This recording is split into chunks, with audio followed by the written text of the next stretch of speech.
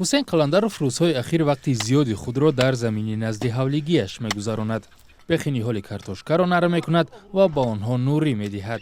از اداره جماعت با او توصیه‌نامه داده تاکید کردند که زمین نزد حولگیش را پرره استفاده کند. زمین نزد حولگی من 24 سوتیخ است. در این من 10 سوتیخ اینجا کارتوشکا کش کردم.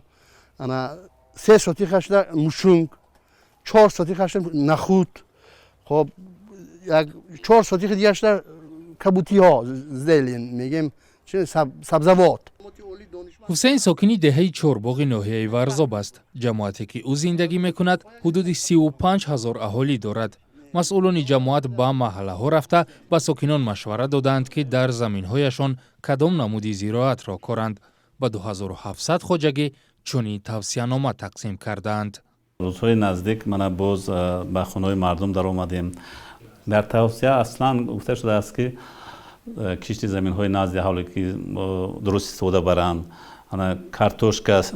کارتوشکا زراعت های همینا بسیارتر کنند که زیاده 40% ذخیره باید زیادتر شود. با خانه های ساکنان رفتن و نظارت کردن استفاده زمینی نزد حولگی آنها از سوی مقامات در دیگر مناطق کشور هم به چشم می رسد. این روند در حال پیدا شد که رئیس جمهور امامعلی رحمان روز 16 اپریل در جلسه فوری حکومت با وزارت کشاورزی و دیگر مقامات دخلدار سپارش داد که نقشه کشت کارتوشکا را تا 40% و میدان کشت تکراری را از حساب غله‌دانگی ها، لوبیاگی ها و جوار مکه تا 60% زیاد کنند. کردن در کره این نکنی نمیشه. طالب عبداللهیف که حالا کارتوشکای کوریده‌اش را از حشرات تازه میکند میگوید او را نه تأکید مقامات بلکه بالاروی نرخ مواد غذایی در بازار بیشتر نگران کرده است. به این خاطر طالب امسال در مساحت بیشتر کارتوشکا کوریده است.